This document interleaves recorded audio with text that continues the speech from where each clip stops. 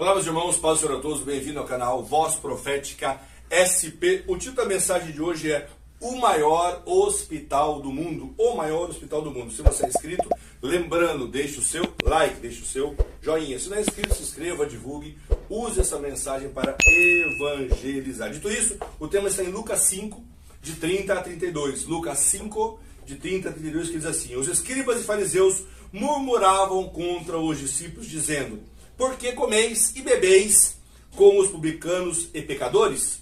Jesus respondeu: Os sãos não precisam de médico, mas sim os doentes. Eu não vim chamar os justos, mas sim os pecadores ao arrependimento. Amém. Irmãos, esse trecho, esse texto que Jesus fala isso, ele mostra principalmente dois objetivos de Jesus aqui na terra. Primeiro, ele demonstra uma preocupação, um cuidado de Jesus com a sua igreja. Segunda coisa, uma busca, pelos pecadores, uma busca pelos doentes. Mostra Jesus indo atrás das pessoas que tinham uma necessidade. Jesus sabia que a raça humana estava, e agora ainda está, doente. A raça humana ainda está contaminada. E são muitos naquela época as pessoas que se achavam justas e falavam assim: não preciso de Jesus. Então ele falava assim: então eu vim para os doentes. Se você não está doente ou se acha que não precisa, então fica para lá. Eu vim para quem realmente quer e quem realmente precisa. Jesus, ele foi aonde estavam os piores pecadores. A Bíblia fala que ele estava e foi tão nesses lugares com essas pessoas que ele ficou conhecido como amigo dos pecadores. Jesus, irmãos, ele trazia, ele levava.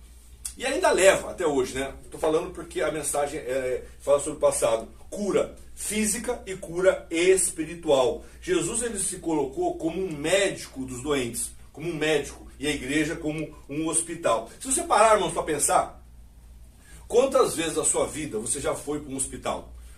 Ou doente, ou precisava de uma ajuda, ou precisava falar com o médico, alguma vez que você precisou estar dentro de um hospital. Durante a nossa vida, vamos várias vezes, apesar de não gostar, de não querer ir, nós precisamos ir para um hospital. E no hospital, irmãos, qual é a prioridade? Salvar a vida, a pessoa não morrer. Essa é a prioridade de um hospital. E qual a prioridade da igreja? Qual a prioridade da igreja de Cristo? É salvar almas. Por isso que eu falo que a igreja é o maior hospital do mundo. Porque mesmo que a pessoa não esteja doente do corpo, se ela não aceitar Jesus, ela está doente da alma. Irmãos, outra coisa, existe muita semelhança, se você ver, entre o hospital e uma igreja. O hospital tem aquela área de berçário. E a mesma coisa a igreja. Muitas pessoas vão lá, que nunca frequentaram, nunca viram, e aceitam Jesus. São bebês espirituais que nascem naquele momento. O hospital tem a pediatria, que é a área da criança. É a mesma coisa. As crianças na igreja, que já não são aqueles bebês que aceitaram Jesus, que já estão caminhando com o Senhor, eles precisam de um alimento, uma comida certa. Precisam frequentar a escola bíblica, ter um discipulado, ter um ensino, um aconselhamento,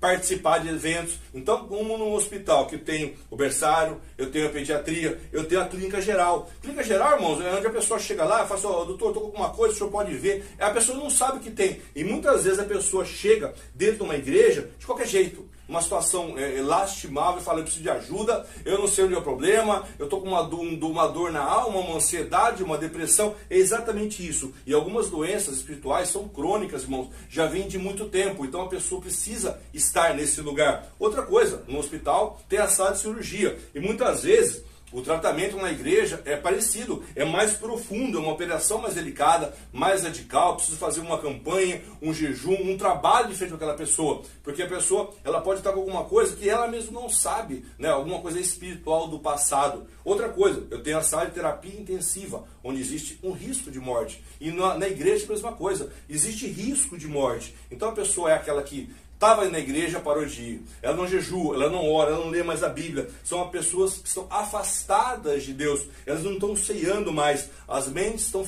ficando cauterizadas por coisas do mundo que ela vem aprendendo. Então elas estão a um passo de abandonar o Senhor, a um passo de morrer espiritualmente. E no hospital também tem a área de idosos, tem a parte de geriatria, é a mesma coisa na igreja. Temos que ter cuidado com as pessoas mais velhas, que acabam sendo crianças novamente, porque não sabem fazer, nessa idade é difícil as coisas, Então a pessoa precisa de ajuda. Então a igreja, ela é muito parecida com um hospital. A pergunta é: existe essa semelhança? E você, qual que é o seu papel na igreja? Qual que é o seu papel neste hospital do Senhor? O que você está ajudando? Onde que você se encaixa? Cristo ele foi buscar as pessoas. Ele ia almoçar com os pecadores. Ele ia comer. Onde você está indo buscar os doentes? Você está levando os doentes para a igreja? Você está levando as pessoas para ouvir a palavra? Você está curando ou você está expulsando os doentes da casa do Senhor? Você está dando o remédio certo para ela? É isso que a gente tem que pensar. Se a gente está ajudando ou não. Né? Não estamos falando dos outros. Estamos falando da gente, né? Naquela época, trazendo para a mensagem, os judeus não podiam se misturar com os pecadores. Não podia nem andar, não podia conversar. Se a pessoa estava doente, tinha que tocar um sininho. Se era pecador, se era isso, se era leproso. É assim, não podia se misturar. Os fariseus não se misturavam, né? Se bem que eles se achavam, né? Que não pecavam. Eles eram os maiores pecadores. Mas isso acontece hoje. Os fariseus também estavam doentes. Muitas vezes estamos na igreja pensando que estamos sadios, mas também estamos doentes. Não, o pior doente é aquele que não reconhece, que precisa de ajuda. Hoje, irmão, se você verificar e pensar, desde que o mundo é mundo, qual que é a geração mais doente que apareceu? É a nossa. Hoje é a geração onde tem mais doentes no mundo. Se você ligar a televisão, se você ver uma internet, você vai ver que os doentes não diminuem, eles só aumentam. As doenças que vão aparecendo cada vez mais, doenças novas a todo dia e principalmente doenças que pareciam ter sido erradicadas estão voltando à tona. Para finalizar a mensagem, vamos falar da pior doença possível. Existe uma doença que é a pior de todas. É uma doença que nenhum exame, nenhuma máquina, nenhum raio-x consegue mostrar. Essa doença chama pecado. Essa doença ela mata a alma e ela mata o corpo. Romanos 3:23. Porque todos pecaram e todos estão destituídos da glória de Deus. Essa é uma doença, irmãos, que nos separa do médico. Essa doença é a doença que separa a pessoa da pessoa que pode nos curar, que é Jesus. O pecado nos separa de Deus. Essa doença, inclusive, ela é a fonte de todas as outras. As outras vieram depois dessa. E você como igreja do Senhor, oferecer e mostrar a cura para os doentes. Você pode mostrar Jesus, você pode apresentar o Senhor, falar de Jesus, falar de salvação. Essa é uma doença, irmãos, que nos direciona para a morte. Mas Jesus, quando você apresenta para a pessoa, nos direciona para a vida. Então nós temos que ser o quê? Aquele enfermeiro que vai pegar o doente e levar no hospital onde tem um médico. Pegar aquela palavra de Jesus e falar, esse aqui pode curar, esse pode salvar. Só por aqui tem cura, só por Jesus tem salvação. Amém? Essa é a palavra de hoje. Vamos fazer uma rápida oração. Senhor Deus, Pai de nosso Senhor e Salvador Jesus, graças te damos por esta mensagem. Venha abençoar cada um, Papai querido. Para entendermos cada vez mais que Tu és, Senhor, nosso médico. O médico dos médicos, o médico que nos cura, que nos separa do pecado. Abençoa todos quando ouvir essa mensagem. É o que eu te peço em nome de Jesus. Mais uma vez, se inscreva no canal, ative o sininho, divulgue e evangelize com essa mensagem. Que Deus abençoe você, Deus abençoe o Brasil. Até a próxima, se Jesus não voltar até lá.